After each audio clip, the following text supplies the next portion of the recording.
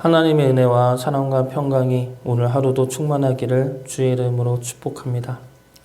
신명기 6장은 하나님만을 섬길 것을 말씀하면서 그 말씀과 신앙이 자녀들에게로 이어질 것을 말씀하고 있습니다. 그래서 영원히 복을 받으라 말씀하시죠. 자녀들은 하나님이 주신 가장 귀한 선물이며 은혜입니다. 그 자녀들이 잘 되기 위해서는 무엇보다 하나님을 경외하는 법을 심어줘야 할 것입니다.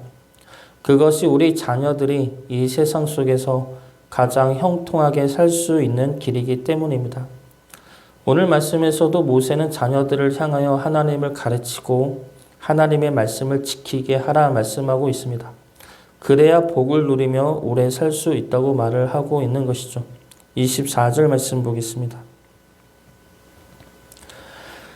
여호와께서 우리에게 이 모든 규례를 지키라 명령하셨으니 이는 우리가 우리 하나님 여호와를 경외하여 항상 복을 누리게 하기 위하심이며 또 여호와께서 우리를 오늘과 같이 살게 하려 하심이라. 우리 역시 우리 자녀들이 하나님의 말씀에 순종할 수 있는 주의 자녀가 되기를 그렇게 노력을 해야 할 것입니다. 그러므로 우리 자녀들이 하나님 안에서 항상 복을 누리며 살 수 있기를 주의 이름으로 축복합니다. 그러면 어떻게 해야 우리 자녀들이 하나님의 말씀에 순종할 수가 있겠습니까? 먼저 우리가 하나님의 말씀을 지키며 순종하는 삶을 보여줘야 합니다. 20절 말씀 보겠습니다. 후일에 내 아들이 내게 묻기를 우리 하나님 여호와께서 명령하신 증거와 규례와 법도가 무슨 뜻이냐 하거든.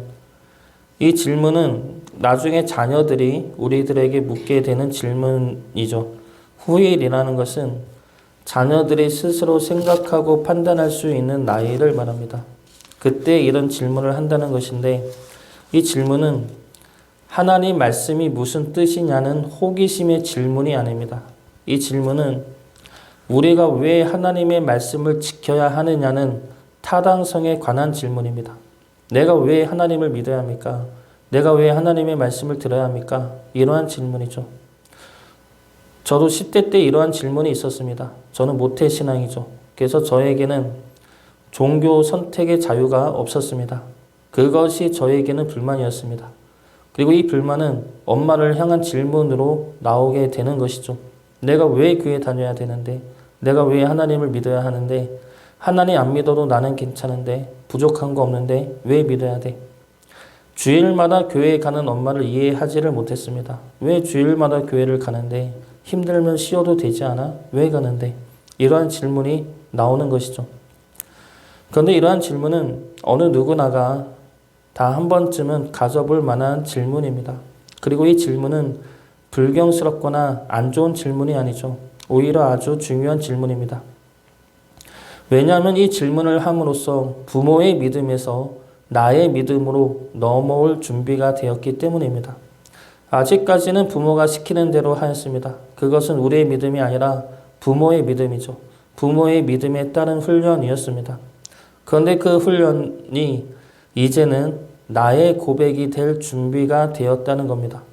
부모의 믿음이 아니라 나의 믿음으로 고백할 수 있는 중요한 단계에 이른 것이죠. 우리 자녀들에게도 이러한 질문이 나와야 합니다. 그러기 위해서는 우리가 먼저 하나님의 말씀을 듣고 순종하는 삶을 보여줘야 합니다. 그래야 자녀들이 왜 그래야 하는지 의문을 갖고 질문할 수 있기 때문이죠. 주일 성수를 제대로 지키지 않으면 질문하지가 않습니다. 힘들어도 주일 성수를 지켜야 왜 지키는데? 라는 질문이 나올 수가 있죠. 손해를 봐도 하나님 말씀에 순종해야 왜 그렇게 사는데? 라는 질문이 나올 수가 있습니다. 그 질문이 나올 수 있도록 우리 부모들이 주의 말씀을 지키며 살아야 할 것입니다. 우리 삶을 통해 나오는 자녀들이 그 질문들을 한다면 하나님이 그 질문에 대한 답을 주실 것입니다. 그래서 그 질문이 자녀들의 믿음과 신앙 고백으로 이어지게 되기를 주의 이름으로 축복합니다. 두 번째로 자녀들의 이러한 질문에 하나님이 누구인지를 설명해 줘야 합니다. 20절 말씀에 나오는 자녀의 질문은 하나님의 증거와 규례와 법도가 무슨 뜻이냐는 질문이죠. 그런데 21절 말씀을 보면 하나님이 애굽에서 인도하셨다는 말씀이 나옵니다. 질문과 답이 맞지가 않죠. 증거와 규례와 법도가 무슨 뜻이냐는 질문에 하나님이 애굽에서 인도하셨다라는 것은 질문과 답이 맞지 않는 말씀입니다. 22절과 23절 말씀 역시 마찬가지입니다.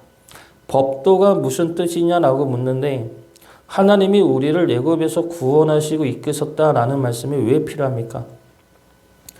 그렇게 21절부터 23절까지 말씀이 지나고 나서야 20절 말씀에 나오는 질문에 대한 답이 나옵니다. 24절 말씀에 나오죠. 그 답은 하나님께서 우리에게 지키라 명령하셨다. 그래야 우리가 복을 누리고 살 수 있기 때문이다. 그래서 직접적인 답은 20절에 나오는 질문에 대한 직접적인 답은 24절 말씀입니다.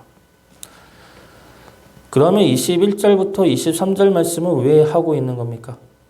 왜 지켜야 하느냐 묻는데 하나님이 무엇을 했는지가 왜 나오고 있습니까? 21절부터 23절까지의 말씀은 하나님이 누구인지에 관한 말씀입니다.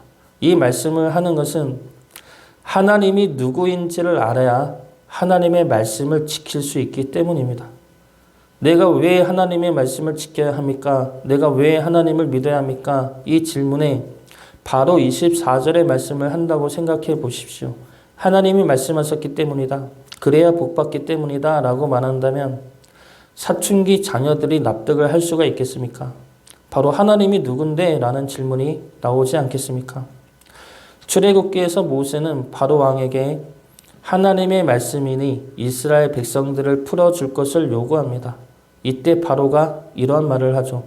출애굽기 5장 1절과 2절 말씀입니다. 그 후에 모세와 아론이 바로에게 가서 이르되 이스라엘의 하나님 여호와께서 이렇게 말씀하시기를 내 백성을 보내라. 그러면 그들이 광야에서 내 앞에 절기를 지킬 것이니라 하셨나이다. 바로가 이르되 여호와가 누구이기에 내가 그의 목소리를 듣고 이스라엘을 보내겠느냐? 나는 여호와를 알지 못하니 이스라엘을 보내지 아니하리라. 여호와가 누군데? 하나님이 누군데? 이 질문은 누군지도 모르는 하나님을 내가 왜 들어야 하며 하나님을 왜 믿어야 하느냐라는 질문입니다. 자녀들의 질문 역시 마찬가지입니다. 하나님이 말씀하셨기 때문이다 라고 답을 한다면 바로와 같이 하나님이 누군데 내가 왜 알지도 못하는 하나님을 믿어야 하는데 라는 질문이 나올 것입니다.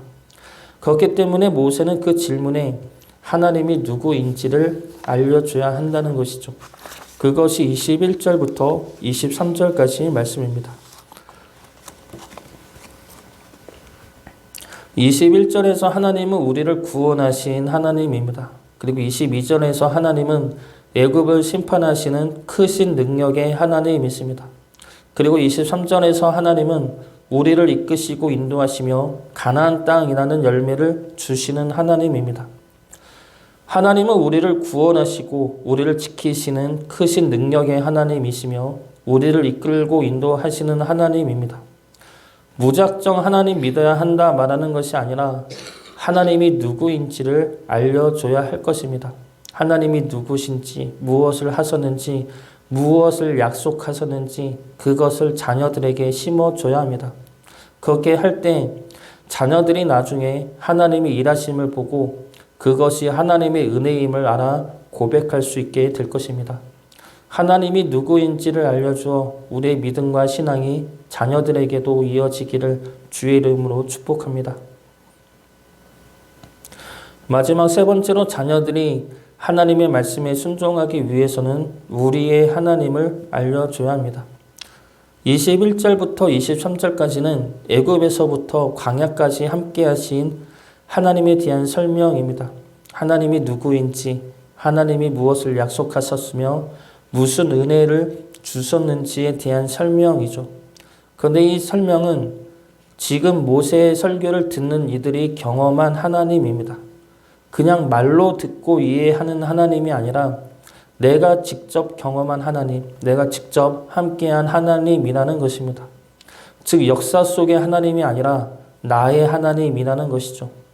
자녀들이 하나님이 누구인지, 자녀들에게 하나님이 누구인지 알려주는 것도 중요하지만 그에 못지않게 중요한 것은 내 삶에서 역사하신 하나님, 나와 함께 하시어 나를 이끄시고 인도하신 하나님에 대한 고백이 있어야 한다는 겁니다. 내가 힘들 때 하나님이 이러한 일을 해주셨어. 내가 어려움에 있을 때 하나님이 이러한 역사를 하셨지.